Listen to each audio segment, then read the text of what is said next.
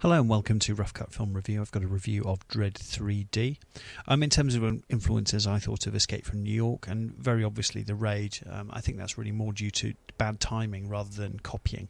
But, the plots of the two films are pretty much identical in terms of good guys, police get locked in a crime-riddled massive tower block.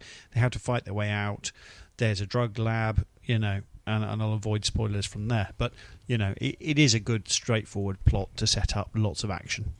So, interestingly, actually, it's the first UK number one that's been an 18 certificate for actually quite a few years, something like 4 years. So, obviously, someone had a stab at a Judge Dredd film previously, which was the Sly Stallone film. I think it was back in 95, which was, a sort of high fantasy Judge Dredd. It was very camp. There was the comedic sidekick in Rob Schneider, and this Dredd goes in a completely different direction to it. So Mega City 1, the massive city where the film is set, is far less fantasy futuristic. So we see old beat up cars still running, and we get a little sense at the beginning of sort of the rotting old world and people feeding on people in this enclosed area. I think in the original film, Sly Stallone took his helmet off about 20 minutes in, and for the comic book fans, that must have been a massive no-no, because in the comics, I used to read them as a kid, and I've still got some, and I still very much enjoy them. Judge Dredd is never seen without his helmet on. So, Sly Stallone, I guess his ego just couldn't possibly allow his acting talent to be constrained by this helmet. However, Karl Urban is excellent, and he sticks to the rules. Dredd, actually, in the comic books, because you can't really see much of his face, it's very much a sort of, he's very expressive with his mouth and almost his chin, really. It's something that reminded me of the new Christopher Nolan Batman films, actually, where Tom Hardy's acting without using his mouth, and, the Batman character has just got his sort of mouth and chin to act with. And I think Karl Urban does a brilliant job. And I think if you were to put a comics up side by side with a shot, Dredd is quite distinctive, and I think Karl Urban, I would imagine, has been looking at that, and he really does take this very seriously, and is very respectful of the source material. So all in all, Urban does a great job. He's very, very scary and menacing. His assistant, who I'm not really familiar with, the actress, she does a decent job, and she's very attractive, and she also acts as an incredibly convenient plot device. Whenever they seem to get stuck, they just refer to her. So I think there's a bit of lazy script writing going on, because, much like in Star Wars films, you just go, oh, the Force, that'll get us through this little plot hole. So I think the baddie is interesting, the antagonist, but is rather underused. It's Lena Headey, who was in TV's Game of Thrones, and she was very good in that as well. I think she was fairly underused. So, like most films today, it's too long. It's 2 hours, and it didn't really need to be. It really is an hour and a half film. So, also, I think actually we could have seen more of the city or got more of a sense of it, because very quickly we are locked into this building. And if we're really nitpicking as well, the Lawmaster bike is not from the comics. Although, to be fair, the silliness that was involved with the Lawmaster bike in the Sly Stallone films, I think we should probably just leave it alone. It was a motorbike, and it got from A to B, and that's all we needed it to. Oh, and it had a bit of a machine gun on it as well. I thought that the Dredd 3D film, I thought that it was a little bit baggy in the middle, and as I said, we just didn't need it to be 2 hours. There were a couple of scenes which didn't work for me. I don't know if you do go and see this film. There's a scene with three or four chain machine guns, and actually that scene really didn't work for me. I really didn't get that. I didn't get the emotional impact of what that implied at all.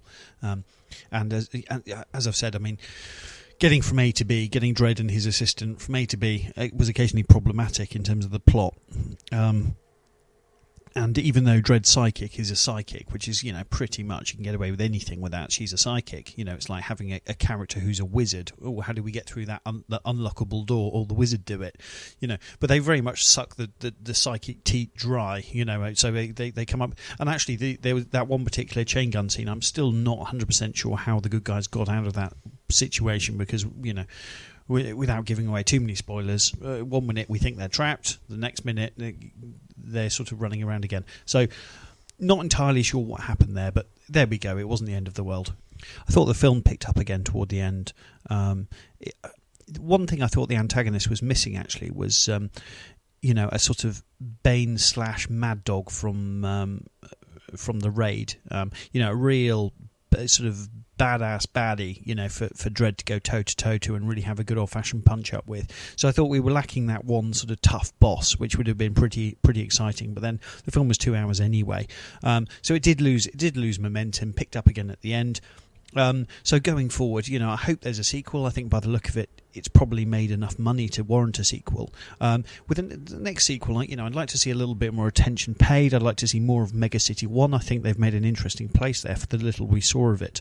It would have been nice as well, actually, in Dredd 3D, had the actors been told not to wash or change their clothes for about 5 days before shooting, because at times, it was definitely violent and nasty enough, but it just could have done with being a little bit more grimy. And I think Dredd is probably the lighter side of the comics. It's probably no bad thing for a feature film. What else to say about it? The 3D is no good. It's pretty much a 2D film, or at least it looked to me like a 2D film, except with these sort of stylish slow-down shots, which are awkwardly edited into the largely 2D film, and everything slows down. The drugs reference, I think this has been said before, but I do remember the particular program which featured the drug cake, and you can't help, the side effects seem largely the same. You can't help but think of Christopher Morris when thinking about it.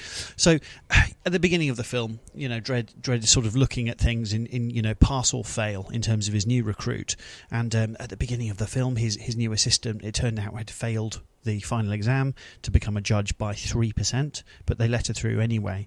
In judge's mind, that was a fail. It's things are black and white. So if we're going to judge Dredd by Dredd's own standards, this is a pass, but it could have been better.